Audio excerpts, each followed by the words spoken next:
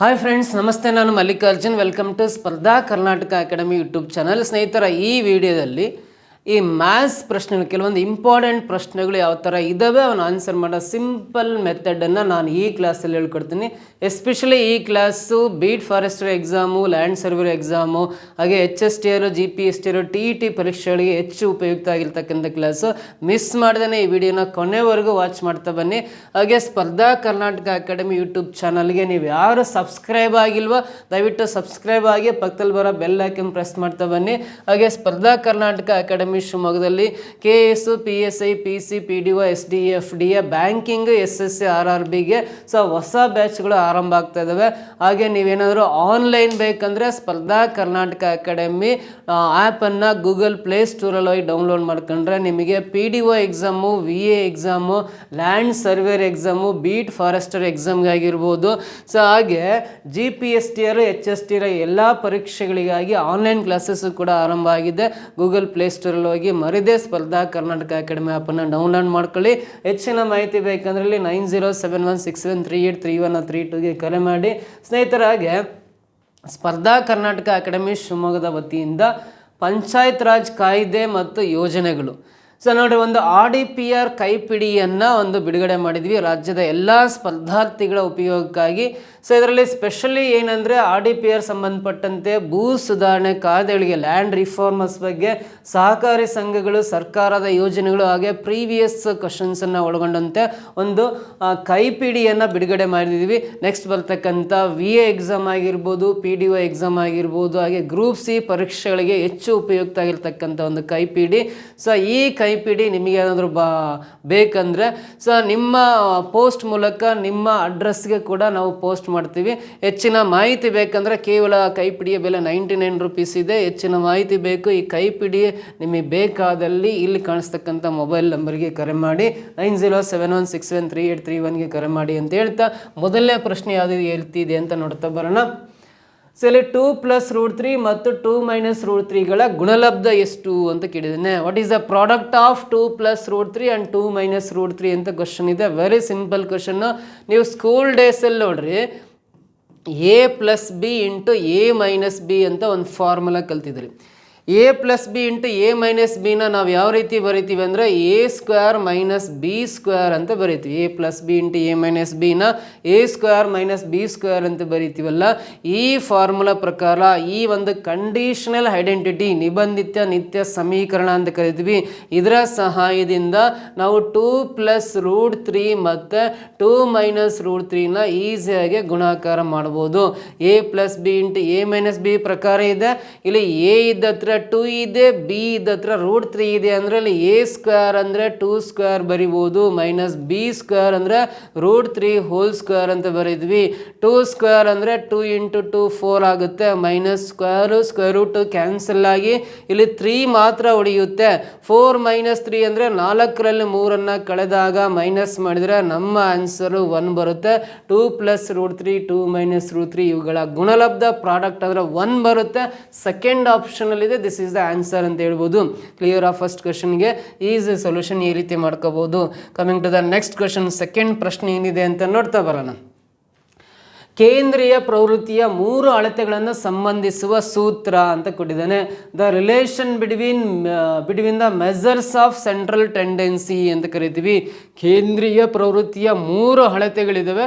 ಆ 3 ಅಳತೆಗಳ ಸಂಬಂಧ ಹೇಳ್ತಕ್ಕಂಥ ಒಂದು ಸಮೀಕರಣ, ರಿಲೇಷನ್ ಯಾವುದು ಅಂತ ಈ 4 ಆಪ್ಷನ್ಸಲ್ಲಿ ಐಡೆಂಟಿಫೈ ಮಾಡ್ತಾ ಬರಬೇಕು.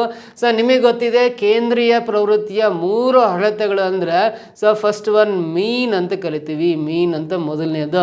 ಎರಡನೇದು ಮೀಡಿಯನ್ ಅಂತ ಕರಿತೀವಿ. ಮೂರನೇದನ್ನ ಮೋಡ್ ಅಂತ ಕರಿತೀವಿ. ಮೀನ್, ಮೀಡಿಯನ್, ಮೋಡ್ ಅಂತ ಕರಿತೀವಿ. ಸರಾಸರಿ ಮಧ್ಯಾಂಕ ರೂಢಿ ಬೆಲೆ ಅಂತ ಕನ್ನಡದಲ್ಲಿ ಕರಿತೀವಿ. ಸರಾಸರಿ ಮಧ್ಯಾಂಕ ರೂಢಿ ಬೆಲೆ ಅಂತ ಮೀನ್, ಮೀಡಿಯನ್, ಮೋಡ್ ಅಂತ ಕರಿತೀವಿ. ಈ ಮೂರು ಕೇಂದ್ರೀಯ ಪ್ರವೃತ್ತಿಗಳ ಅಳತೆಗಳನ್ನು ಸಂಬಂಧಿಸುವ ಸೂತ್ರ ಯಾವುದು ಅಂತ ಕೇಳಿದಾಗ ಫಸ್ಟ್ ಈ ಲಾಸ್ಟ್ ಒನ್ ಮೋಡ್ ಬರ್ಕೊಂಬಿಡ್ರಿ, ಮೋಡ್ ಅಂತ ಬರ್ಕೊಂಡು ಸೊ ಮೋಡ್ ಅಂತ ಬರ್ಕೊಂಡು ನೆಕ್ಸ್ಟ್ ರಿವರ್ಸ್ ಆರ್ಡ್ರಲ್ಲಿ 3 ಪದಗಳನ್ನು ಬರಿತಾ ಹೋಗ್ರಿ. ಈ ರಿವರ್ಸ್ ಆರ್ಡ್ರಲ್ಲಿ ಆ 3 ಪದಗಳನ್ನು ಬರಿತೀನಿ, ನೆನ್ಪಿಟ್ಕೊಳ್ಳೋ ಈಸಿ ವಿಧಾನ ಹೇಳ್ಕೊಡ್ತೀನಿ. ರಿವರ್ಸ್ ಆರ್ಡ್ರಲ್ಲಿ 3 ಪದಗಳನ್ನು ಬರಿತಾ ಹೋಗ್ರಿ. ಮೀಡಿಯನ್ ಆದ್ಮೇಲೆ ಮೋಡ್ ಆದಮೇಲೆ ನೆಕ್ಸ್ಟ್ ಮೀಡಿಯನ್ ಆದಮೇಲೆ ಮೀನ್ ಅಂತ ಬರ್ಕೊಂಡು ಸೊ ಫಸ್ಟ್ ವರ್ಡ್ ಆದ ತಕ್ಷಣ ಈಕ್ವಲ್ ಟು ಹಾಕ್ರಿ, ಸೆಕೆಂಡ್ ವರ್ಡ್ ಆದ ತಕ್ಷಣ ಮೈನಸ್ ಹಾಕ್ರಿ, ಇಲ್ಲಿ 3 ಬರ್ಕೊಳ್ರಿ, ಇಲ್ಲಿ 2 ಬರ್ಕೊಳ್ರಿ. ಈ 3 ಕೇಂದ್ರೀಯ ಪ್ರವೃತ್ತಿಗಳ ಅಳತೆಗಳ ಸಂಬಂಧ ಹೇಳ್ತಕ್ಕಂಥ ಸಮೀಕರಣ ಈ ರೀತಿ ಬರಿಬೋದು. ಈ ರೀತಿ ಅಂದರೆ mode equal to 3 median minus 2 mean ಅಂತ ಬರಿತೀವಿ. ಆಪ್ಷನಲ್ಲಿ ಈ ರೀತಿ ಇಲ್ಲ, ಸೊ ಮೋಡ್ ಈಕ್ವಲ್ ಟು ಇಲ್ಲಿ 3 ಮೀಡಿಯನ್ ಇಲ್ಲ ಅಂದರೆ ರಾಂಗು, ಇಲ್ಲಿ ಮೋಡ್ ಇಲ್ಲೇ ಅಲ್ಲ, ಸೊ ಇಲ್ಲಿ ಮೀಡಿಯನ್ನಲ್ಲಿ ಮೀನಲ್ಲಿ ಸಮೀಕರಣ ಕೊಟ್ಟಿದ್ದಾನೆ ಅಂದರೆ ಇದನ್ನೇ ಇಂಟರ್ಚೇಂಜ್ ಮಾಡ್ಕೊಳ್ಳೋಣ ಅಷ್ಟೇ. ಇದು ಬೇಸಿಕಲಿ ಗೊತ್ತಿದ್ದಾದಮೇಲೆ ಇದನ್ನು ಯಾವ ಥರ ಬೇಕಾದರೂ ಮಾಡಿಫೈ ಮಾಡ್ಕೊತ ಹೋಗ್ಬೋದು. ಸೊ ಯಾವ ಥರ ಬೇಕಾದರೂ ಮಾಡಿಫೈ ಮಾಡ್ಕೊತ ಹೋಗೋದಾದ್ರೆ ನೋಡಿರಿ, ಈ -2 ಮೀನ್ ಇದೆಯಲ್ಲ ಈಕ್ವಲ್ಡಿಂದ ಲೆಫ್ಟ್ ಸೈಡ್ ತಗೊಂಬರೋಣ. -2 ಮೀನ್ ಇದೆಯಲ್ಲ ರೈಟ್ ಸೈಡಿಗೆ ಲೆಫ್ಟ್ ಸೈಡಿಗೆ ಬಂದರೆ +2 ಮೀನ್ ಆಗುತ್ತೆ. ರೈಟ್ ಸೈಡಲ್ಲಿ ಉಳಿಯೋದು 3 ಮೀಡಿಯನ್ ಅಂತ ಬರಿತೀವಿ, 3 ಮೀಡಿಯನ್ ಅಂತ ಬರ್ಕೋಬೋದು. ಸೊ ಅಥವಾ 3 ಮೀಡಿಯನ್ನ ಈ ಕಡೆ ಬರ್ಕೊಂಬಿಟ್ಟು 3 ಮೀಡಿಯನ್ನ ಫಸ್ಟ್ ಬರ್ಕೊಂಬಿಟ್ಟು ಇವೆರಡನ್ನ ರೈಟ್ ಸೈಡಿಗೆ ಬರೆಯೋಣ. ಮೋಡ್ +2 ಮೀನ್ ಅಂತ ಬರಿಬೋದು, ಮೋಡ್ +2 ಮೀನ್ ಅಂತ ಬರಿಬೋದು. ಸೊ ಇದನ್ನ ಕನ್ನಡದಲ್ಲಿ 3 ಮಧ್ಯಾಂಕ ಈಕ್ವಲ್ ಟು ರೂಢಿ ಬೆಲೆ +2 ಸರಾಸರಿ ಅಂತ ಕರಿತೀವಿ. 3 ಮಧ್ಯಾಂಕ ಈಕ್ವಲ್ ಟು 2 ಸರಾಸರಿ ಪ್ಲಸ್ ರೂಢಿ ಬೆಲೆ ಅಂತ ಬರಿತೀವಿ. ಇಂಗ್ಲೀಷಲ್ಲಿ 3 ಮೀಡಿಯನ್ ಈಕ್ವಲ್ ಟು ನೋಡ್ರಿ, ಸೊ 2 ಮೀನ್ ಇದೆ ಪ್ಲಸ್ ಮೋಡ್ ಇದೆ, 2 ಮೀನು ಪ್ಲಸ್ ಮೋಡ್ ಇದೆ ಅಂದರೆ ಆಪ್ಷನ್ 3 ಒನ್ ಇದಕ್ಕೆ ರೈಟ್ ಆನ್ಸರ್ ಆಗುತ್ತೆ. ಇವೆರಡು ಪ್ಲೇಸಸ್ ಚೇಂಜ್ ಆಗಲಿ, ಏನು ತೊಂದರೆ ಇಲ್ಲ. 2 ಮೀನ್ ಫಸ್ಟ್ ಇದೆ, ಮೋಡ್ ನೆಕ್ಸ್ಟ್ ಇದೆ ಅಷ್ಟೇ. ಹಾಗಾಗಿ 3 ಮಧ್ಯಾಂಕ ಈಕ್ವಲ್ ಟು 2 ಸರಾಸರಿ ಪ್ಲಸ್ ಬಹುಲಕ ಅಥವಾ ಬಹುಲಕಕ್ಕೆ ಇನ್ನೊಂದು ಹೆಸರು ರೂಢಿ ಬೆಲೆ ಅಂತ ಕರಿತೀವಿ. ಸೊ ಹಾಗಾದ್ರೆ 3rd ಆಪ್ಷನ್ ಇದಕ್ಕೆ ಸರಿ ಉತ್ತರ ಆಗುತ್ತೆ. ಕ್ಲಿಯರ? ಆ ಕೇಂದ್ರೀಯ ಪ್ರವೃತ್ತಿಯ 3 ಅಳತೆಗಳನ್ನು ಹೇಳ್ತಕ್ಕಂಥ ಒಂದು ಸಮೀಕರಣ ಆಪ್ಷನ್ 3rd ಅಂತ ಹೇಳ್ಬೋದು. ಈ ಸಮೀಕರಣ ನೆನ್ಪಿಟ್ಕೊಂಡ್ರೆ ಇವನ್ನ ಆ ಥರ ಬೇಕಾದ್ರೂ ಚೇಂಜಸ್ ಮಾಡಿ ಬರೆಯಬಹುದು. ಓಕೆನಾ? ಕ್ಲಿಯರಾ? ನೆಕ್ಸ್ಟ್ ಕ್ವಶನ್ ಬರೋಣ. ಎನ್ನನೇ ಪದ an ಈಕ್ವಲ್ ಟು 2n+3 ಆಗಿರುವ ಸಮಾಂತರ ಶ್ರೇಣಿಯ ಸಾಮಾನ್ಯ ವ್ಯತ್ಯಾಸ ಅಂತ ಕೇಳಿದ್ದಾನೆ. nth term of an arithmetic progression, AP ಅಂದರೆ ಸಮಾಂತರ ಶ್ರೇಣಿ, ಅರ್ಥಮೆಟಿಕ್ ಪ್ರೋಗ್ರೆಷನ್ ಅಂತ ಕರಿತೀವಿ. ಸಮಾಂತರ ಶ್ರೇಣಿಯ ಎನ್ನನೇ ಪದ ಕೊಟ್ಟಿದ್ದಾನೆ, nth term of an arithmetic progression ಕೊಟ್ಟಿದ್ದಾನೆ. an ಈಕ್ವಲ್ ಟು 2n+3 ಆದಾಗ ಫೈಂಡ್ ದ ಕಾಮನ್ ಡಿಫ್ರೆನ್ಸ್ ಅಂತ ಹೇಳಿದ್ದಾನೆ. ಸಾಮಾನ್ಯ ವ್ಯತ್ಯಾಸವನ್ನು ಕಂಡುಹಿಡಿಬೇಕು.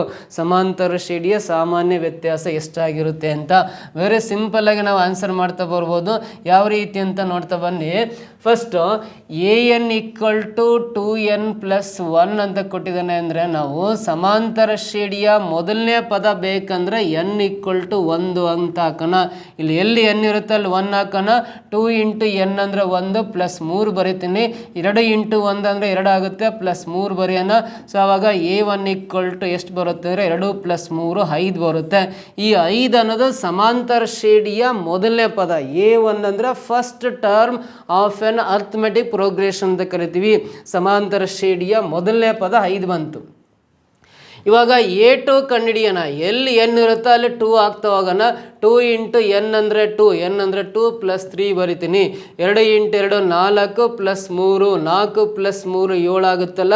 ಇದು ಸಮಾಂತರ ಶ್ರೇಣಿಯ ಎರಡನೇ ಪದ, second term of an arithmetic progression ಅಂತ ಕರಿತೀವಿ. ಮೊದಲನೇ ಪದ 5 ಗೊತ್ತಾಯಿತು, ಎರಡನೇ ಪದ 7 ಗೊತ್ತಾಯ್ತಲ್ಲ. ಸಮಾಂತರ ಶ್ರೇಣಿಯ ಮೊದಲನೇ ಪದ 5, ಎರಡನೇ ಪದ 7 ಅಂಡ್ ಸೊ ಆನ್ ಹಿಂಗೆ ಬರಿತಾ ಹೋಗ್ಬೋದು. ಸಾಮಾನ್ಯ ವ್ಯತ್ಯಾಸ ಬೇಕಂದ್ರೆ ಈ ಸೆಕೆಂಡ್ ಟರ್ಮಿಂದ ಫಸ್ಟ್ ಟರ್ಮನ್ನು ಮೈನಸ್ ಮಾಡ್ತೀವಿ. 7ರಲ್ಲಿ 5ನ್ನು ಮೈನಸ್ ಮಾಡಿದಾಗ ಸಮಾಂತರ ಶ್ರೇಣಿಯ ಸಾಮಾನ್ಯ ವ್ಯತ್ಯಾಸ ಡಿಫರೆನ್ಸ್, ಕಾಮನ್ ಡಿಫರೆನ್ಸ್ 2 ಬರ್ತಾ ಇದೆ. ಸೊ ಹಾಗಾದ್ರೆ 2 ಅನ್ನೋದಿಲ್ಲಿ ಫಸ್ಟ್ ಆಪ್ಷನಲ್ಲಿ ಇದೆಯಲ್ಲ, this is the right answer ಅಂತ ಹೇಳ್ತೀವಿ. ಕ್ಲಿಯರ್ ಆಗಿ ಗೊತ್ತಾಯ್ತಾ? ಸಮಾಂತರ ಶ್ರೇಣಿಗೆ ಸಂಬಂಧಪಟ್ಟಂಥ ಪ್ರಶ್ನೆ ಆಗಿದೆ ಇದು. ಸೊ ಈ ಕ್ವಶನ್ನಿಗೆ ಸೊಲ್ಯೂಷನ್ ಗೊತ್ತಾಯ್ತು ಅಂದ್ರೆ coming to the next question ಬರೋಣ. ಏನಿದೆ ಅಂದರೆ 6 ಮುಖಗಳಿರುವ ಒಂದು ದಾಳವನ್ನು ಉರುಳಿಸಿದಾಗ ದೊರೆಯುವ ಸಮಸಂಖ್ಯೆಗಳ ಸಂಭವನೀಯತೆ, ಪ್ರಾಬಬಿಲಿಟಿಗೆ ಸಂಬಂಧಪಟ್ಟಂಥ ಪ್ರಶ್ನೆ, ಸಂಭವನೀಯತೆಗೆ ಸಂಬಂಧಪಟ್ಟಂಥ ಪ್ರಶ್ನೆ. ನೋಡ್ರಿ, ಇದರಲ್ಲಿ 6 ಮುಖಗಳಿರುವ ಒಂದು ದಾಳವನ್ನು ಉರುಳಿಸಿದಾಗ ನೋಡ್ರಿ, 6 ಮುಖಗಳ ಮೇಲೆ 1 2 3 4 5 6 ಅಂತ ಸಂಖ್ಯೆಗಳು ಬರ್ಕೊಂಡಿರ್ತಾನೆ, ಅಥವಾ 1 dot 2 dots 3 dots 4 dots 5 dots 6 dots ಇರ್ತವೆ. ಹಿಂಗ 6 ಮುಖಗಳಿರುವ ಒಂದು ದಾಳವನ್ನು ಉರುಳಿಸಿದಾಗ ಅದರ ಮೇಲೆ ಬರುವ ಸಂಖ್ಯೆ ಸಮಸಂಖ್ಯೆಯಾಗಿರುವ ಸಂಭವನೀಯತೆ ಎಷ್ಟು ಅಂತ ಕೇಳಿದ್ದಾನೆ. ಸೊ ಹಾಗಾದ್ರೆ ಫಸ್ಟ್ ಆಫ್ ಆಲ್ ಒಂದು ದಾಳವನ್ನು ಉರುಳಿಸಿದಾಗ ಬರ್ತಕ್ಕಂಥ ಸಂಭವನೀಯ ಫಲಿತಾಂಶಗಳು ನೋಡಿ, ಒಂದು ದಾಳ ಎಸಿತಿದ್ದೀವಿ ಅಂದರೆ ಯಾವ ಸಂಖ್ಯೆ ಮೇಲೆ ಕಾಣಿಸ್ಬೋದು? ಸಂಖ್ಯೆ 1 ಇರೋದಾದ್ರೆ ಮೇಲೆ ಕಾಣಿಸ್ಬೋದು, 2 ಇರೋದಾದ್ರೂ ಕಾಣಿಸ್ಬೋದು, 3 ಇರೋದಾದ್ರೂ ಕಾಣಿಸ್ಬೋದು, 4 ಆದರೂ ಕಾಣಿಸ್ಬೋದು, 5 ಆದರೂ ಕಾಣಿಸ್ಬೋದು, 6 ಆದರೂ ಕಾಣಿಸ್ಬೋದು. ಒಂದು ದಾಳವನ್ನು ಉರುಳಿಸಿದಾಗ ಬರ್ತಕ್ಕಂಥ ಸಂಭವನೀಯ ಫಲಿತಾಂಶಗಳು ಈ ಥರ 6 ಫಲಿತಾಂಶಗಳು ಬರೋ ಸಾಧ್ಯತೆ ಇದೆ. n(s) = 6 ಬರಿತೀನಿ. ಈ 6 ಫಲಿತಾಂಶಗಳಲ್ಲಿ ಸಮಸಂಖ್ಯೆಗಳಾಗಿರುವ ಸಂಭವನೀಯತೆ ಅಂದರೆ ಇಲ್ಲಿರೋ 6 ಫಲಿತಾಂಶಗಳಲ್ಲಿ ಸಮಸಂಖ್ಯೆಗಳು ಯಾವ್ಯಾವು? Which are the even numbers ಅಂದರೆ 2 4 6 ಅನ್ನೋ ಸಮಸಂಖ್ಯೆಗಳು. ಹಾಗಾಗಿ ಇವೆಂಟಲ್ಲಿ, ಆ ಘಟನೆಯಲ್ಲಿ 3 ಸಮಸಂಖ್ಯೆಗಳಿದ್ದಾವೆ. ಹಾಗಾಗಿ n(e) = 3 ಅಂತ ಬರ್ಕೋಬೇಕು, 3 ಅಂತ ಬರಿಬೇಕು. ದೇರ್ಫೋರ್ ನೋಡ್ರಿ, ಸಂಭವನೀಯತೆಯನ್ನು ನಾವು ಯಾವ ರೀತಿ ಡಿಫೈನ್ ಮಾಡ್ತೀವಿ ಅಂದರೆ, ಸೊ ನಿರೀಕ್ಷಿಸಲಾದ ಫಲಿತಾಂಶಗಳ ಸಂಖ್ಯೆ ಅಂದರೆ n(e) ಮೇಲ್ಗಡೆ ಬರ್ಕೊಂಡು n(s) ಕೆಳಗಡೆ ಬರ್ಕೊಂಡ್ರೆ ಇದು ಸಂಭವನೀಯತೆ ಸಿಗುತ್ತೆ. n(e) ಅಂದರೆ 3 / n(s) ಅಂದರೆ 6 ಬರ್ಕೊಳ್ಳೋಣ. 3 1 3, 3 2 6 ಕ್ಯಾನ್ಸಲ್ ಆದರೆ ಸಂಭವನೀಯತೆ 1 / 2 ಬರುತ್ತೆ, 1/2 ಬರುತ್ತೆ. ದಿಸ್ ಈಸ್ ದ ಪ್ರಾಬಬಿಲಿಟಿ ಅಂತ ಕರಿತೀವಿ. ಸಂಭವನೀಯತೆ 1/2 ಅನ್ನೋದು ಇಲ್ಲಿ ಥರ್ಡ್ ಆಪ್ಷನಲ್ಲಿ ಇದೆ. ದಿಸ್ ಈಸ್ ದ ಆನ್ಸರ್ ಅಂತ ಹೇಳ್ತೀವಿ. ಕ್ಲಿಯರ್ ಆಗಿ ಗೊತ್ತಾಯ್ತಾ? 4th question. Coming to the 5th question ಬರೋಣ. 5ನೇ ಪ್ರಶ್ನೆ ಏನಿದೆ ಅಂತ, ಯಾವುದೇ 2 ಕ್ರಮಾನುಗತ ಧನ ಸಮಸಂಖ್ಯೆಗಳ ಮಾಸಾಹವು ಯಾವಾಗಲೂ ಎಷ್ಟಿರುತ್ತೆ ಅಂತ ಪ್ರಶ್ನೆ ಕೇಳಿದ್ದಾನೆ. The HCF of any 2 consecutive positive numbers ಅಂತ ಇದೆ. ಈವನ್ ಪಾಸಿಟಿವ್ ನಂಬರ್ಸ್ ಅಂತ ಇದೆ. ಈವನ್ ಪಾಸಿಟಿವ್ ನಂಬರ್ಸ್ ಅಂದರೆ ಧನಾತ್ಮಕ ಸಮಸಂಖ್ಯೆಗಳು ಯಾವ ಅಂದರೆ 2 4 6 8 10 12 14 16 18 20. These are the positive even numbers ಅಂತ ಕರಿತೀವಿ. ಧನಾತ್ಮಕ ಸಮಸಂಖ್ಯೆಗಳು ಇವೆಲ್ಲವೂ ಧನಾತ್ಮಕ ಸಮಸಂಖ್ಯೆಗಳು ಅಂತ ಕರಿತೀವಿ ಎಲ್ಲವನ್ನು. ಇಲ್ಲಿ ಕ್ರಮಾನುಗತ ಅಂತ ಕೊಟ್ಟಿದ್ದಾನೆ, ಕಾನ್ಸಿಗೇಟಿವ್ ಅಂತ ಪದ ಇದೆ. ಯಾವುದೆರಡು ಕ್ರಮಾನುಗತ ಧನಾತ್ಮಕ ಸಮಸಂಖ್ಯೆಗಳ ಮಾಸಾಹ ಎಷ್ಟು ಬರುತ್ತೆ ಅಂದರೆ, ಫಾರ್ ಎಕ್ಸಾಂಪಲ್ 2 4 ನಾವು 2 ಕ್ರಮಾನುಗತ ಸಮಸಂಖ್ಯೆಗಳು, ಇವುಗಳಿಗೆ ಮಾಸಾಹ ಕಂಡುಹಿಡಿದ್ರೆ ಇವೆರಡೂ ಸಂಖ್ಯೆಗಳು 2ರಿಂದ ಡಿವೈಡ್ ಆಗುತ್ತೆ. 2 1 2 2 2 4 ಡಿವೈಡ್ ಆಗುತ್ತೆ. ಮತ್ತು ಇವೆರಡೂ ಸಂಖ್ಯೆಗಳು ಸಿಂಗಲ್ ನಂಬರಿಂದ ಡಿವೈಡ್ ಆಗಲ್ಲ. ಇಲ್ಲಿಗೆ ಸ್ಟಾಪ್ ಮಾಡಿ ಇವುಗಳ ಮಾಸಾಹ HCF ಅಂದರೆ ಎಷ್ಟು ಬರಿತೀವಿ ಅಂದರೆ, ಯಾವ ಸಂಖ್ಯೆಯಿಂದ ಭಾಗಿಸಿರ್ತೀವೋ ಆ ಸಂಖ್ಯೆ ಮಾತ್ರ ಮಾಸಾಹ ಆಗಿರುತ್ತೆ. HCF 2 ಬರುತ್ತೆ. ಸೊ ಅದೇ ರೀತಿ ನೆಕ್ಸ್ಟ್ 2 ಸಂಖ್ಯೆಗಳು ತಗೊಳ್ಳೋಣ. 4 ಮತ್ತು 6 ಅಂತೇಳಿ ಕ್ರಮಾನುಗತ ಸಮಸಂಖ್ಯೆಗಳು ಬರ್ಕೊಂಡು ಈ 2 ಸಂಖ್ಯೆಗಳು ಯಾವ ಸಂಖ್ಯೆಯಿಂದ ಡಿವೈಡ್ ಆಗ್ತವೆ? 2ರಿಂದ ಮಾತ್ರ ಆಗ್ತವೆ. 2 2 4 2 3 6 ಕ್ಯಾನ್ಸಲ್ ಆಗಿ ಈ 2 3 ಒಂದೇ ಸಂಖ್ಯೆಯಿಂದ ಡಿವೈಡ್ ಆಗಲ್ಲ. ಇಲ್ಲಿಗೆ ಸ್ಟಾಪ್ ಮಾಡಿ ಇವುಗಳ ಮಾಸಾಹ ಅಂದರೆ ಯಾವ ಸಂಖ್ಯೆಯಿಂದ ಭಾಗಿಸಿರ್ತೀರೋ ಆ ಸಂಖ್ಯೆ ಮಾತ್ರ ಮಾಸಾಹ ಆಗಿರುತ್ತೆ. 2 ಅಂತ ಬರಿತೀನಿ. ನೆಕ್ಸ್ಟ್ ಇದಲ್ಲದನೆಯ ನೆಕ್ಸ್ಟ್ ಕ್ರಮಾನುಗತ 2 ಸಂಖ್ಯೆಗಳು ತಗೊಳ್ಳೋಣ. 6 ಮತ್ತು 8 ಅಂತ. ಈ 6 8 ನಾವು 2ರಿಂದ ಡಿವೈಡ್ ಆಗ್ತವೆ. 2 3 6 2 4 8 ಇವೆರಡು ಸಿಂಗಲ್ ನಂಬರಿಂದ ಡಿವೈಡ್ ಆಗಲ್ಲ. ಸೊ ಹಾಗಾಗಿ HCF ಅಂದರೆ ಇಲ್ಲಿಗೆ ಸ್ಟಾಪ್ ಮಾಡ್ರಿ. ಯಾವ ಸಂಖ್ಯೆಯಿಂದ ಭಾಗಿಸಿರ್ತಾರೋ ಆ ಸಂಖ್ಯೆ ಮಾತ್ರ ಮಾಸ ಆಗುತ್ತೆ. ಹಿಂಗೆ ಯಾವುದೇ 2 ಸಂಖ್ಯೆಗಳನ್ನು ತಗೊಂಡು ಮಾಸಾಹ ಕಂಡುಹಿಡಿತಾ ಹೋದ್ರೆ ಯಾವುದೇ 2 ಕ್ರಮಾನುಗತ ಸಮ ಸಂಖ್ಯೆಗಳ ಮಾಸಾಹ ಯಾವಾಗಲೂ ಎಷ್ಟು ಬರ್ತಾ ಇದೆ ನೋಡ್ರಿ. ಇದರಲ್ಲೂ 2 ಬಂದಿದೆ, ಹಿಂಗೂ 2 ಬಂದಿದೆ, ಹಿಂಗೂ 2 ಬಂದಿದೆ. ಹಿಂಗೆ ಕಂಟಿನ್ಯೂ ಮಾಡ್ತಾ ಹೋದ್ರೆ ಎಷ್ಟೇ ಕ್ರಮಾನುಗತ ಸಮಸಂಖ್ಯೆಗಳು ಬರ್ಕೊಂಡು ಮಾಸಾಹ ಕಂಡುಹಿಡಿದ್ರೆ ಪ್ರತಿಯೊಂದರಲ್ಲಿ 2 ಬರುತ್ತೆ. ಸೊ ಹಾಗಾಗಿ ಯೂನಿವರ್ಸಲ್ ಆಗಿ ಆನ್ಸರ್ ನಾವು 2 ಅಂತ ಹೇಳ್ಬೋದು. First option correct. ಕ್ಲಿಯರ್ ಅರ್ಥ ಆಯ್ತಾ? ಸೊ ನೆಕ್ಸ್ಟ್ ಈ ಕ್ವಶನ್ ಬರ್ಕೊಂಡು ಆದಮೇಲೆ coming to the next question ಬರೋಣ. 2 ಕಿಲೋಮೀಟರ್ ಮತ್ತು 400 ಮೀಟರ್ಗಳ ಅನುಪಾತ ಎಷ್ಟು ಅಂತ. 2 ಕಿಲೋಮೀಟರ್ ಕೊಟ್ಟಿದ್ದಾನೆ ಮತ್ತು 400 ಮೀಟರ್ ಕೊಟ್ಟಿದ್ದಾನೆ. ಇವುಗಳ ಅನುಪಾತ ಎಷ್ಟು? Ratio of 2 kilometre and 400 metres ಅಂತ ಇದೆ. ಸೊ 1 ಕಿಲೋಮೀಟ್ರಲ್ಲಿದೆ, 1 ಕಿಲೋಮೀಟ್ರಲ್ಲಿದೆ, ಮತ್ತೊಂದು ಸಂಖ್ಯೆ ಮೀಟ್ರಲ್ಲಿದೆ. ಎರಡು ಸೇಮ್ ಯೂನಿಟಲ್ಲಿದ್ದರೆ ಮಾತ್ರ ನಾವು ಅನುಪಾತ ಕಂಡುಹಿಡಿಬೋದು. 2 ಕಿಲೋಮೀಟ್ರಲ್ಲಾದರೂ ಬರಿಬೇಕು ಅಥವಾ 2 ಮೀಟ್ರಲ್ಲಾದರೂ ಬರ್ಕೊಂಡ್ರೆ ಆ ಸೇಮ್ ಯೂನಿಟ್ ಇದ್ದರೆ ಮಾತ್ರ ಅನುಪಾತ ಕಂಡುಹಿಡಿಬೇಕು. ಇದು ಡಿಫ್ರೆಂಟ್ ಯೂನಿಟ್ಸ್ ಇದಾವೆ ಅಂದರೆ ಸೇಮ್ ಯೂನಿಟಿಗೆ ಕನ್ವರ್ಟ್ ಮಾಡಿರಿ.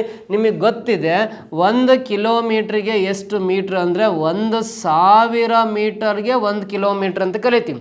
1000 ಮೀಟ್ರಿಗೆ 1 ಕಿಲೋಮೀಟ್ರ್ ಅಂತ ಕರೆಯೋದ್ರಿಂದ 2 ಕಿಲೋಮೀಟ್ರಿಗೆ ಏನಾಗುತ್ತೆ ಅಂದರೆ 2000 ಮೀಟ್ರ್ ಆಗುತ್ತೆ. 2 ಕಿಲೋಮೀಟ್ರಿಗೆ 2000 ಮೀಟ್ರ್ ಆಗುತ್ತೆ. ಇದು ಮೀಟ್ರಲ್ಲಿದೆ ಅಂದರೆ ಇದನ್ನೇನು ಚೇಂಜಸ್ ಮಾಡೋ ಅವಶ್ಯಕತೆ ಇಲ್ಲ. ಈ ಕಿಲೋಮೀಟ್ರಲ್ಲಿರೋ ನಂಬರ್ನೇ ನಾವು ಮೀಟ್ರಾಗಿ ಚೇಂಜ್ ಮಾಡ್ಕೊಂಡ್ವಿ. 2 ಕಿಲೋಮೀಟ್ರ್ ಅಂದರೆ ಅದು 2000 ಮೀಟ್ರ್ ಆಗುತ್ತೆ. ಇದು 400 ಮೀಟ್ರ್ ಇದೆ. ಎರಡು ಸೇಮ್ ಯೂನಿಟ್ ಬಂದು 400 ಮೀಟ್ರ್ 2000 ಮೀಟ್ರ್ ಎರಡು ಸೇಮ್ ಯೂನಿಟಲ್ಲಿದ್ದಾಗ ಇವುಗಳ ಅನುಪಾತ ಕಂಡುಹಿಡಿಬೇಕಂದ್ರೆ ನೋಡ್ರಿ 2 0 2 0 ಅಂತ ಕ್ಯಾನ್ಸಲ್ ಮಾಡ್ಬೋದು. ಇಲ್ಲಿರೋ 2 0 2 0 ಕ್ಯಾನ್ಸಲ್. 4 1 ಇದು 4 5 20 ಕ್ಯಾನ್ಸಲ್ ಆಗುತ್ತೆ. 4 1 4 5 20 ಕ್ಯಾನ್ಸಲ್ ಆಗಿ ಇವುಗಳ ಅನುಪಾತ 5:1 ಬರುತ್ತೆ. 5:1 ಅಂತ ಇಲ್ಲಿ 4th ಆಪ್ಷನಲ್ಲಿ ಇದೆಯಲ್ಲ, this is the right answer ಅಂತ ಹೇಳ್ಬೋದು. ಕ್ಲಿಯರ್ ಆಗುತ್ತಾಯ್ತಾ? ಆ ಕ್ವಶನ್ನು ಆಪ್ಷನ್ನು ಸೊಲ್ಯೂಷನ್ ಬರ್ಕೊಂಡು coming to the next question ಬರೋಣ. 2/3 3/7 1/4 ಈ ಭಿನ್ನರಾಶಿಗಳ ಏರಿಕೆ ಕ್ರಮ ಎಷ್ಟು ಯಾವುದು ಅಂತ ಕೇಳಿದ್ದೇನೆ. Ascending order of the fractions 2/3 3/7 and 1/4 ಈ 3 ಭಿನ್ನರಾಶಿಗಳ ಏರಿಕೆ ಕ್ರಮ ಯಾವ್ದು ಸರಿ ಅಂತ ಕ್ವಶನ್ ಕೇಳಿದ್ದಾನೆ. ಸೊ ವೆರಿ ಸಿಂಪಲ್ ನೋಡ್ರಿ, 2/3 ಅನ್ನೋದು ಭಿನ್ನರಾಶಿ ಅಲ್ಲ, ಇದನ್ನು ದಶಮಾಂಶ ಸಂಖ್ಯೆಯಾಗಿ ಕನ್ವರ್ಟ್ ಮಾಡಬೇಕು. ಅಂದರೆ ಈ 3ರಿಂದ 2ನ್ನ ಡಿವೈಡ್ ಮಾಡಿರಿ 0.66 ಬರುತ್ತೆ. ಇದರರ್ಥ ಛೇದದಿಂದ ಅಂಶವನ್ನು ಭಾಗಿಸ್ಬೇಕು. 3 ಮಗೆ 2 ಡಿವೈಡ್ ಆಗಲ್ಲ, ಪಾಯಿಂಟ್ 0 ಇಡ್ಸ್ಕೊಳ್ರಿ. 3 6 18 ಮತ್ತೆ ಶೇಷ 2 ಉಳಿಯುತ್ತೆ. ಪಾಯಿಂಟ್ ಇರೋದ್ರಿಂದ ಇನ್ನೊಂದು 0 ಹಾಕ್ಕೊಳ್ರಿ. 3 6 18 ಶೇಷ 2 ಬರುತ್ತೆ. ಇನ್ನು ಕಂಟಿನ್ಯೂ ಆಗ್ತಾನೆ ಹೋಗುತ್ತೆ. ಪಾಯಿಂಟಿಂದ ಬಲಗಡೆ 2 ಅಂಕೆ ಬರೋ ಥರ ಡಿವೈಡ್ ಮಾಡ್ಕೊಂಡ್ರೆ ಸಾಕು. 0.66 ಅಂದರೆ ಅದನ್ನ 0.66 ಅಂತ ಬರಿತೀನಿ. 2/3 ನೋಡ್ರಿ 2/3 ಅನ್ನೋದು ಭಿನ್ನರಾಶಿ ರೂಪದಲ್ಲಿದೆ. ಅನ್ನೋ ದಶಮಾಂಶ ಸಂಖ್ಯೆ ಕನ್ವರ್ಟ್ ಮಾಡಿದ್ರೆ 0.66 ಬರ್ತಾ ಇದೆ. ಅದೇ ರೀತಿ 3/7 ಇದೆಯಲ್ಲ, ಇದನ್ನು ದಶಮಾಂಶ ಸಂಖ್ಯೆ ಕನ್ವರ್ಟ್ ಮಾಡಿದರೆ ಈ 7ರಿಂದ 3 ಡಿವೈಡ್ ಮಾಡಿದ್ರೆ 7 4 28 2 ಉಳಿಯುತ್ತೆ. 7 2 14 0.42 ಬರುತ್ತೆ. ಚೆಕ್ ಮಾಡಿ ನೋಡ್ರಿ. 7ಇಂದ 3 ಡಿವೈಡ್ ಮಾಡಿರಿ 0.42 ಸಮಥಿಂಗ್ ಬರುತ್ತೆ. 0.42 ಬರಿತೀನಿ. 4ರಿಂದ 1 ಡಿವೈಡ್ ಮಾಡಿದ್ರೆ ಅದು ಕಾಲ್ ಭಾಗ 0.25 ಬರುತ್ತೆ. 0.25 ಬರುತ್ತೆ. ಸೊ ನೋಡ್ರಿ, ಈ ಭಿನ್ನರಾಶಿಗಳ ಏರಿಕೆ ಕ್ರಮ ಅಂತ ಕೇಳಿದ್ದಾರೆ. ಅಸೆಂಡಿಂಗ್ ಆರ್ಡರ್ ಅಂತ ಕೇಳಿದ್ದಾರೆ. ಅಂದರೆ ಏರಿಕೆ ಕ್ರಮ ಅಂದರೆ ಮೊದಲು ಚಿಕ್ಕದು ಬರಿತೀವಿ. ಇದರಲ್ಲಿ ಚಿಕ್ಕದು ಯಾವ್ದು ನೋಡ್ರಿ, 0.25 ಚಿಕ್ಕದು ಅಂದರೆ 1/4 ಫಸ್ಟ್ ಬರಿಬೇಕು. ನೆಕ್ಸ್ಟ್ ಚಿಕ್ಕದಂದ್ರೆ 0.42 ಅಂದರೆ 3/7 ನೆಕ್ಸ್ಟ್ ಬರಿಬೇಕು. ನೆಕ್ಸ್ಟ್ ಚಿಕ್ಕದಂದ್ರೆ ನೆಕ್ಸ್ಟ್ ದೊಡ್ಡದಂದ್ರೆ 0.66 ಅದನ್ನು 2/3 ಲಾಸ್ಟಿಗೆ ಬರ್ಕೊಂಡ್ರೆ ಈ ಭಿನ್ನರಾಶಿಗಳ ಏರಿಕೆ ಕ್ರಮ ಅಸೆಂಡಿಂಗ್ ಆರ್ಡರ್ ಅಂದರೆ 1/4 3/7 2/3 ಆಗುತ್ತೆ. 1/4 3/7 2/3 ಅಂತ 4th ಆಪ್ಷನಲ್ಲಿ ಇದೆ ನೋಡ್ರಿ. This is the exact answer ಆಗುತ್ತೆ. ಕ್ಲಿಯರ್ ಆಗಿ ಗೊತ್ತಾಯ್ತಾ? 7th question. Coming to the 8th question ಬರೋಣ. 8ನೇ ಪ್ರಶ್ನೆ. 2 ಚರಾಕ್ಷರಗಳಿರುವ ರೇಖಾತ್ಮಕ ಸಮೀಕರಣಗಳ ಜೋಡಿ 2x + 3y - 5 = 0 ಮತ್ತು 4x + ky = 10 ಇವುಗಳ ಅಪರಿಮಿತ ಪರಿಹಾರಗಳನ್ನು ಹೊಂದಿದ್ದರೆ k ನ ಬೆಲೆ. If a pair of simultaneous equation 2x + 3y - 5 = 0 and 4x + ky = 10 have infinite solution, then find the value of k ಅಂತ ಕೊಟ್ಟಿದ್ದಾನೆ. ನೋಡ್ರಿ, first of all a1x + b1y = c1 ಅಂತ ಒಂದು ರೇಖಾತ್ಮಕ ಸಮೀಕರಣ. ಇನ್ನೊಂದು ರೇಖಾತ್ಮಕ ಸಮೀಕರಣ a2x + b2y = c2 ಅಂತ. ಇವು 2 ಚರಾಕ್ಷರಗಳು x ಮತ್ತು y ಅನ್ನೋ 2 ವೇರಿಯೇಬಲ್ಸ್ ಅಂತ ಅಂದ್ಕೊಂಡ್ರೆ ಚರಾಕ್ಷರಗಳ ಹೊಂದಿಲ್ಲ. ಇವೆರಡೂ ಸಮೀಕರಣಗಳಾದರೆ ಇವೆರಡೂ ಸಮೀಕರಣಗಳು ಅಪರಿಮಿತ ಪರಿಹಾರಗಳು ಅಂತ ಕೊಟ್ಟಿದ್ದಾನೆ. ಇನ್ಫೈನೈಟ್ ಸೊಲ್ಯೂಷನ್ಸ್ ಅಂತ ಕೊಟ್ಟಾಗ ಅವುಗಳ ಕಂಡೀಷನ್ ಏನಾಗಿರುತ್ತೆ ಅಂದರೆ a1/a2 = b1/b2 = c1/c2 ಆಗಿದ್ರೆ a1/a2 ನೋಡ್ರಿ, a1/a2 = b1/b2 = c1/c2. ಸೊ ಅವೆಲ್ಲವುಗಳ ಅನುಪಾತ ಸಮವಾಗಿತ್ತು ಅಂದರೆ ಮಾತ್ರ ಇವೆರಡೂ ಸಮೀಕರಣಗಳು ಅಪರಿಮಿತ ಪರಿಹಾರಗಳನ್ನು ಹೊಂದಿರುತ್ತೆ ಅಂತ ಹೇಳ್ತೀವಿ. ಸೊ ನೋಡ್ರಿ, ಈ ಕಂಡೀಷನ್ ಗೊತ್ತಿದ್ದರೆ ಮಾತ್ರ ಈ ಕ್ವಶನ್ಗೆ ಆನ್ಸರ್ ಮಾಡಲಿಕ್ಕೆ ಸಾಧ್ಯತೆ ಇದೆ. ಸೊ ಇದೇ ಥರ ಎರಡು ಸಮೀಕರಣಗಳನ್ನು ಬರ್ಕೊಳ್ಳೋಣ. 2x ಪ್ಲಸ್ 3y ಅಂತ ಕೊಟ್ಟಿದ್ದಾನೆ. 2x plus 3y minus 5ನ right ಸೈಡಿಗೆ ಬಂದರೆ ಪ್ಲಸ್ 5 ಆಗುತ್ತೆ. 2x plus 3y equal to 5 ಬರಿತಾ ಇದ್ದೀನಿ. ಇನ್ನೊಂದು ಸಮೀಕರಣ 4x plus ky equal to 10 ಅಂತ ಕೊಟ್ಟಿದ್ದಾನೆ, 10 ಬರಿತಾ ಇದ್ದೀನಿ. ಸೊ ಇವಾಗಳ ಪ್ರಕಾರ ನೋಡ್ರಿ a1/a2 ಅಂದರೆ ಇಲ್ಲಿ 2/4 ಅಂತ ಬರಿಬೋದು. 2/4 ಈಕ್ವಲ್ ಟು ಸೊ b1/b2 ಅಂದರೆ b1 ಅಂದರೆ 3 ಡಿವೈಡ್ ಬೈ b2 ಅಂದರೆ k ಈಕ್ವಲ್ ಟು c1/c2 ಅಂದರೆ 5/10 ಅಂತ ಬರ್ಕೊಂತೀನಿ, 5/10 ಅಂತ ಬರ್ಕೊಂಡು. ಸೊ ಇಲ್ಲಿ ಕೇನ ಬೆಲೆ ಬೇಕಂದ್ರೆ ಕೆ ಇರ್ತಕ್ಕಂಥ ಯಾವ್ದಾದ್ರು ಒಂದು ಜೋಡಿ ತಗೊಂಡ್ರೆ ಸಾಕು. ಇವೆರಡಾದ್ರೂ ತಗೋಬೋದು, ಇವೆರಡಾದ್ರೂ ತಗೋಬೋದು, ಯಾವ್ದಾರ ಒಂದು ಗ್ರೂಪ್ ತಗೊಂಡ್ರೆ ಕೇನ ಬೆಲೆ ಸಿಗುತ್ತೆ. ಸೊ ಇಲ್ಲಿ ಫಸ್ಟ್ ಗ್ರೂಪೇ ತಗೊಳ್ಳೋಣ. 2/4 ಈಕ್ವಲ್ ಟು 3/k ಬಂದಿದೆ ಅಂದರೆ ಸೊ ಇವಾಗ 2 1 2 4 ಕ್ಯಾನ್ಸಲ್ ಆಗುತ್ತೆ. ಇದು ಕೆ ಲೆಫ್ಟ್ ಸೈಡಿಗೆ ಬರುತ್ತೆ. ಸೊ ಇಲ್ಲಿ ರೈಟ್ ಸೈಡಲ್ಲಿ 3 ಉಳಿಯುತ್ತೆ. 1/2 ರೈಟ್ ಸೈಡಿಗೆ ಬಂದರೆ 2/1 ಆಗುತ್ತೆ. ಇದು 1/2 ಬಲ್ಭಾಗ ಬಂದರೆ 2/1 ಆಗುತ್ತೆ. ಈ ಕೆ ಲೆಫ್ಟ್ ಸೈಡ್ ಬರುತ್ತೆ. ಇವಾಗ 3 × 2 6 ಬರುತ್ತಲ್ಲ, ಕೆನ ಬೆಲೆ 6 ಡಿವೈಡ್ ಬೈ 1 ಅವಶ್ಯಕತೆ ಇಲ್ಲ. ಕೆನ ಬೆಲೆ ಎಷ್ಟು ಅಂದರೆ 6 ಬರ್ತಾ ಇದೆ. ಸೆಕೆಂಡ್ ಆಪ್ಷನಲ್ಲಿದೆ. This is the right answer. ಅಥವಾ ನೀವು ಈ ಸೆಕೆಂಡ್ ಗ್ರೂಪ್ ಆದ್ರೂ ತಗೋಬೋದು. ಕೆ ಇರ್ತಕ್ಕಂಥ second group 3/k equal to 5/10 ಅಂತ ಬರ್ಕೊಂಡು ಇದು 5 1 5 2 10 ಆಗುತ್ತೆ. ಸೊ ಇದು 3 ಇಲ್ಲೇ ಇರಲಿ, ಕೆ ಮಾತ್ರ ರೈಟ್ ಸೈಡ್ ಬರುತ್ತೆ. 1/2 ಲೆಫ್ಟ್ ಸೈಡಿಗೆ ಬಂದರೆ 2/1 ಆಗುತ್ತೆ. ಈ 1/2 ಎಡಭಾಗ ಬಂದರೆ 2/1 ಆಗುತ್ತೆ. ಕೆ ಮಾತ್ರ ಬಲಭಾಗ ಬರುತ್ತೆ. ಇಲ್ಲಿ 3 × 2 6 ಬರುತ್ತೆ. ಕೆಳಗಡೆ ಒಂದು ಅವಶ್ಯಕತೆ ಇಲ್ಲ. ಕೆ ಈಕ್ವಲ್ ಟು 6 ಅಂತ ಬರುತ್ತೆ. ಸೇಮ್ ಆನ್ಸರ್ ಬರುತ್ತೆ. ಯಾವ್ದಾರ ಒಂದು ಗ್ರೂಪ್ ತಗೊಂಡು ಆನ್ಸರ್ ಮಾಡ್ಕೋಬೇಕು. Second option is the right answer ಅಂತ ಹೇಳ್ತೀವಿ. ಸೊ ನಮ್ಮ ಆನ್ಲೈನ್ ಆ್ಯಪಲ್ಲಿ ಯಾವುದು ಸೈಮಲ್ಟೇನಿಯಸ್ ಲೀನಿಯರ್ ಇಕ್ವೇಷನ್ಸ್, ಅಪರಿಮಿತ ಪರಿಹಾರಗಳು, ಒಂದೇ ಪರಿಹಾರಗಳು, ಸೊ ಆಮೇಲೆ ಯಾವುದೇ ಪರಿಹಾರವನ್ನು ಹೊಂದಿಲ್ಲ ಅನ್ನೋ ಕಂಡೀಷನ್ಗೆ ಸುಮಾರು ಅದನ್ನ ಡೀಟೇಲ್ ಕೊಟ್ಟು ಈ ಥರ ಕಂಡೀಷನ್ಸ್ ಬಳಸಿ ಸಾಕಷ್ಟು ಪ್ರಾಬ್ಲಮ್ಸ್ನ ಹೇಳ್ಕೊಟ್ಟಿದ್ವಿ. ಸೊ ನೀವು ಏನಾರು ಇಂಟ್ರೆಸ್ಟ್ ಇದ್ದರೆ ಆನ್ಲೈನ್ ಆ್ಯಪನ್ನು ನೀವು ಸಬ್ಸ್ಕ್ರಿಪ್ಷನ್ ತಗೊಂಡಿದ್ದರೆ ಇನ್ ಡೀಟೇಲಾಗೆ ಓದ್ತಾ ಬರ್ಬೋದು.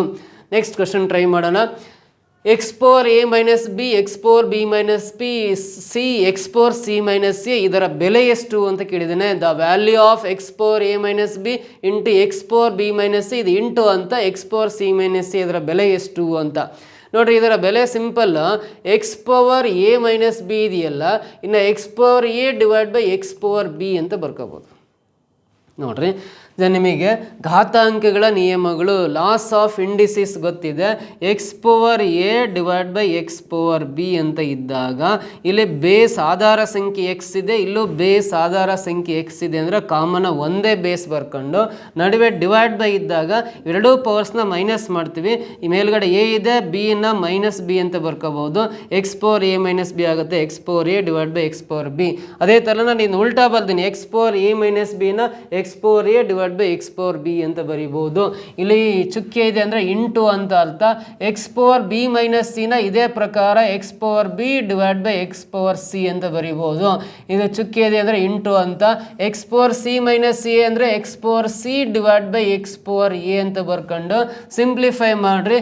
ಸೊ ಮೇಲೆ ಕೆಳಗಡೆ ಯಾವಾದರೂ ಕ್ಯಾನ್ಸಲ್ ಮಾಡೋವಿದ್ರೆ ಕ್ಯಾನ್ಸಲ್ ಮಾಡ್ರಿ. X power A cancel, X power B cancel, X power C cancel. ಮೇಲೆ ಕೆಳಗಡೆ ಕ್ಯಾನ್ಸಲ್ ಆಗಿದ್ದಾವೆ, ಏನಿಲ್ಲ ಅಂದರೆ ಆನ್ಸರ್ 1 ಬರಿಬೇಕು. ಅಕ್ಕಪಕ್ಕ ಪ್ಲಸ್ ಮೈನಸ್ ಕ್ಯಾನ್ಸಲ್ ಆದರೆ 0, ಮೇಲೆ ಕೆಳಗಡೆ ಅಂಶ ಛೇದ ಕ್ಯಾನ್ಸಲ್ ಆದರೆ ಏನು ಉಳಿದಿಲ್ಲ ಅಂದರೆ ಆನ್ಸರ್ 1 ಅಂತ ಬರಿಬೇಕು. ಸೆಕೆಂಡ್ ಆಪ್ಷನಲ್ಲಿದೆ. ದಿಸ್ ಇಸ್ ದ ಆನ್ಸರ್ ಅಂತ ಹೇಳ್ತೀವಿ. ಕ್ಲಿಯರಾಗಿ ಗೊತ್ತಾಯ್ತಾ? ಸೊ ನೆಕ್ಸ್ಟ್ ಕ್ವಶನ್ ಬರೋಣ. 5 ಪ್ಲಸ್ ರೂಟ್ 3 ಹೋಲ್ ಸ್ಕ್ವೇರು ಮತ್ತು 5 ಮೈನಸ್ ರೂಟ್ 3 ಹೋಲ್ ಸ್ಕ್ವೇರ್ ಇವುಗಳ ಮೊತ್ತ ಎಷ್ಟು ಅಂತ ಕೇಳಿದ್ದೇನೆ. 5 plus root 3 whole square, 5 minus root 3 whole square ಇವುಗಳ ಮೊತ್ತ ಎಷ್ಟು ಅಂದರೆ ನಿಮಗೆ ಇದಕ್ಕಿಂತ ಬಿಫೋರ್ ಆಗಿ A plus B whole square, A minus B whole square ಅಂತ ಇದೆಯಲ್ಲ, ಇವುಗಳ ಮೊತ್ತ ಅಂದರೆ ಇವೆರಡೂ ಕೂಡಿದ್ರೆ ಎಷ್ಟು ಬರುತ್ತೆ ಅಂತ ಗೊತ್ತಿರಲಿ. A plus B whole square formula, A minus B whole square formula ಅವೆರಡನ್ನೂ ಕೂಡಿದಾಗ ಎಷ್ಟು ಬರುತ್ತೆ ಅಂದರೆ ಎ ಪ್ಲಸ್ ಬಿ ಹೋಲ್ ಸ್ಕ್ವೇರ್ನ ಏನು ಬರೀತೀರಿ? A square plus B square plus 2ab ಅಂತ ಬರೀತೀರಿ. Plus A minus B whole ಸ್ಕ್ವೇರ್ನ A square plus B square minus 2ab ಅಂತ ಬರೀಬೋದು. ಈ minus 2ab plus 2ab cancel ಆಗಿ A square plus A square ಅಂದರೆ 2a ಸ್ಕ್ವೇರ್ ಆಗುತ್ತೆ. B square plus B square ಅಂದರೆ 2b² ಆಗುತ್ತೆ. 2 ಕಾಮನ್ ತೆಗೆದ್ವಿ ಅಂದರೆ a² ಪ್ಲಸ್ b² ಅಂತ ಬರಿತೀವಿ. 2 × a² ಪ್ಲಸ್ b² ಬರುತ್ತೆ. ಸೊ ನೋಡಿರಿ 2 × a² ಪ್ಲಸ್ b² ಬರುತ್ತಲ್ಲ, ಇದೇ ಪ್ರಕಾರ ಇದು ಗೊತ್ತಿತ್ತು ಅಂದರೆ ನೀವು ಇದನ್ನು ಈಸಿಯಾಗಿ ಮಾಡ್ಬೋದು. ನೋಡಿ, a + b² a - b² ಗಳ ಮೊತ್ತ ಕೇಳಿದಂಗೆ ಸರ್ 2 × a² ಅಂದರೆ a ಅಂದರೆ 5² ಬರಿಬೇಕು, ಪ್ಲಸ್ b² ಅಂದರೆ b ಅಂದರೆ √3² ಬರ್ಕೊಂಡು ಸಿಂಪ್ಲಿಫೈ ಮಾಡ್ರಿ ಅಷ್ಟೆ. 2 × 5² ಅಂದರೆ 25, ಸ್ಕ್ವೇರ್ ರೂಟು ಕ್ಯಾನ್ಸಲ್ ಆಗಿ 3 ಉಳಿಯುತ್ತೆ. 25 + 3 ಅಂದರೆ 28 ಬರುತ್ತೆ. 28 2 56 ಬರುತ್ತೆ. ಇವುಗಳ ಸಿಂಪ್ಲಿಫೈ ಮಾಡಿದ್ರೆ ಆನ್ಸರ್ 56 ಬರುತ್ತೆ. ಮೊದಲನೇ ಆಪ್ಷನಲ್ಲಿ ಇದೆ ನೋಡಿ 56, ದಿಸ್ ಇಸ್ ದ ಆನ್ಸರ್ ಅಂತ ಹೇಳ್ಬೋದು. ಕ್ಲಿಯರ್ ಆಗುತ್ತೆ ಆಯಿತಾ? ಅಥವಾ ಇದನ್ನು a + b² ಫಾರ್ಮುಲಾ, ಇದು a - b² ಫಾರ್ಮುಲಾ ಪ್ರಕಾರ ಸಿಂಪ್ಲಿಫೈ ಮಾಡಿರಿ, ಸೇಮ್ ಆನ್ಸರೇ ಬರುತ್ತೆ. ಸರ್ ನೆಕ್ಸ್ಟ್ ಕ್ವಶನ್ ಬರೋಣ. x³ - 27 ಬಹುಪದೋಕ್ತಿಯನ್ನು x² + 3x + 9 ಭಾಗಿಸಿದಾಗ ದೊರೆಯುವ ಭಾಗಲಬ್ಧ ಎಷ್ಟು ಅಂತ ನೋಡ್ರಿ. x³ - 27 ಅಂತ ಪಾಲಿನಾಮಿಯಲ್ ಅಂತ ಕರಿತೀವಿ. ಬಹುಪದೋಕ್ತಿಯನ್ನು ನಾವು ಎಷ್ಟರಿಂದ ಡಿವೈಡ್ ಮಾಡ್ಕೋಬೇಕು ಅಂದ್ರೆ x² + 3x + 9 ಇದರಿಂದ ಡಿವೈಡ್ ಮಾಡಿದ್ರೆ ಭಾಗಲಬ್ಧ ಕೋಶಂಟ್ ಎಷ್ಟು ಬರುತ್ತೆ ಅಂತ ಪ್ರಶ್ನೆ ಕೇಳಿದ್ದಾನೆ. ಸೊ ನೋಡ್ರಿ, ಈ ರೀತಿ ಹಾಕೊಂಡು ಡಿವೈಡ್ ಮಾಡೋಣ. ಈ x² ಇರೋದು x³ ಆಗ್ಬೇಕಂದ್ರೆ ಇದನ್ನು ಎಷ್ಟರಿಂದ ಮಲ್ಟಿಪ್ಲೈ ಮಾಡ್ಬೇಕಂದ್ರೆ xನಿಂದ ಗುಣಾಕಾರ ಮಾಡ್ಬೇಕು. ಈ x² ಇರೋದು x³ ಆಗ್ಬೇಕಂದ್ರೆ ಇದನ್ನು xಯಿಂದ ಗುಣಾಕಾರ ಮಾಡೋದು. ಪ್ರತಿಯೊಂದು ಗುಣಾಕಾರ ಮಾಡಿ ಬರಿಬೇಕು. x × x² ಅಂದರೆ x³ ಆಗುತ್ತೆ. 3x × x ಅಂದರೆ ಪ್ಲಸ್ 3x² ಆಗುತ್ತೆ. ಆಮೇಲೆ 9 × x ಅಂದರೆ ಪ್ಲಸ್ 9x ಬರುತ್ತೆ. ಇವಾಗ ಕಳಿಬೇಕಾದ್ರೆ ಚಿಹ್ನೆ ಚೇಂಜ್ ಆಗ್ತದೆ. ಇದು ಪ್ಲಸ್ ಇರೋದು ಮೈನಸ್, ಇದು ಪ್ಲಸ್ ಇರೋದು ಮೈನಸ್, ಇದು ಪ್ಲಸ್ ಇರೋದು minus, plus x³ minus x³ cancel ಆಗುತ್ತೆ. ಇದು x² ಟರ್ಮ್ ಅಲ್ಲ, -3x² ಇದು -3x² ಬರಿಬೇಕು. ಇದು -9x 9x ಬರಿಬೇಕು. ಇದು -27 ಕೆಳಗಡೆ ಇಳಿಸ್ಕೋಬೇಕು. ಇದೇ ಬೇರೆ, ಇದೇ ಬೇರೆ, ಇದೇ ಬೇರೆ. ಆ 3 ಟರ್ಮ್ಸ್ನ ಕೆಳಗಡೆ ಏನೇನು ಚಿಹ್ನೆ ಇದಾವೋ ಆ ಚಿಹ್ನೆ ಸಮೇತ ಕೆಳಗೆ ಬರ್ಕೋಬೇಕು. ಇವಾಗ ಇಲ್ಲಿ ಫಸ್ಟ್ ಟರ್ಮ್ x² ಇದೆ, ಇಲ್ಲಿ ಫಸ್ಟ್ ಟರ್ಮ್ 3x² ಇದೆ. ಈ x² ಇರೋದು -3x² ಆಗ್ಬೇಕಂದ್ರೆ ಇದನ್ನ -3ಇಂದ ಗುಣಾಕಾರ ಮಾಡ್ಕೋಬೇಕು. -3 × x² ಅಂದರೆ -3x² ಆಗುತ್ತೆ. -3 × 3x ಅಂದರೆ plus into minus minus 3 3 9x ಆಗುತ್ತೆ. ಪ್ಲಸ್ ಇಂಟು ಮೈನಸ್ ಮೈನಸ್ 9 3 27 ಆಗುತ್ತೆ. ಇವಾಗ ಮತ್ತೆ ಕಳಿಬೇಕು, ಚಿಹ್ನೆ ಚೇಂಜ್ ಆಗುತ್ತೆ. ಮೈನಸ್ ಇರೋದು ಪ್ಲಸ್ ಆಗುತ್ತೆ, ಮೈನಸ್ ಇರೋದು ಪ್ಲಸ್ ಆಗುತ್ತೆ, ಮೈನಸ್ ಇರೋದು ಪ್ಲಸ್ ಆಗುತ್ತೆ. -3x² plus 3x² cancel, -9x plus 9x cancel, -27 plus 27 cancel ಆದರೆ ಶೇಷ 0 ಬರುತ್ತೆ. ಇವಾಗ ಇಲ್ಲಿ ಡಿವಿಷನ್ ಕಂಪ್ಲೀಟ್ ಆಯಿತು. ಇಲ್ಲಿ ಡಿವಿಷನ್ ಕಂಪ್ಲೀಟ್ ಆದಮೇಲೆ ಇಲ್ಲಿ ಮೇಲ್ಗಡೆ ಏನಿರುತ್ತಲ್ಲ ಇದೇ ಭಾಗಲಬ್ಧ ಆಗಿರುತ್ತೆ. x - 3 ಅನ್ನೋದು ಕೋಶಂಟ್ ಆಗಿರುತ್ತೆ. ಇದು ಶೇಷ ರಿಮೈಂಡರ್ 0 ಬರುತ್ತೆ. ಅಂದಮೇಲೆ ಇದು ಭಾಗಲಬ್ಧ x - 3 ಬರುತ್ತೆ. ಥರ್ಡ್ ಆಪ್ಷನ್ ಇದೆಯಲ್ಲ, ದಿಸ್ ಈಸ್ ದ ಆನ್ಸರ್ ಅಂತ ಹೇಳ್ತೀವಿ. ಕ್ಲಿಯರ್ ಆಗಿ ಗೊತ್ತಾಯ್ತಾ? ಈ ರೀತಿ ಪ್ಯೂರ್ ಮ್ಯಾಥ್ಸ್ ಪ್ರಶ್ನೆಗಳನ್ನು ಯಾವ ರೀತಿ ಆನ್ಸರ್ ಮಾಡೋದಂತ ಈ ಕ್ಲಾಸಲ್ಲಿ ಹೇಳ್ಕೊಟ್ಟಿದ್ದೀನಿ. ಮತ್ತಿನ್ನು ನೆಕ್ಸ್ಟ್ ಕ್ಲಾಸಲ್ಲಿ ಬೇರೆ ಬೇರೆ ಕ್ವಶನ್ಸ್ನ ಯಾವ ರೀತಿ ಸಾಲ್ವ್ ಮಾಡೋದನ್ನ ಹೇಳ್ಕೊಡ್ತೀನಿ. ಈ ವಿಡಿಯೋ ನಿಮಗೆ ಇಷ್ಟ ಆದರೆ ಒಂದು ಲೈಕ್ ಮಾಡಿ, ಕಮೆಂಟ್ ಮಾಡಿ, ನಿಮ್ಮ ಎಲ್ಲ ಫ್ರೆಂಡ್ಸ್ ಗ್ರೂಪಿಗೆಲ್ಲ ಶೇರ್ ಮಾಡ್ತಾ ಬನ್ನಿ. ಮತ್ತೆ ಮುಂದಿನ ವಿಡಿಯೋದಲ್ಲಿ ಮತ್ತೆ ಭೇಟಿ ಆಗ್ತೀನಿ. Thank you so much.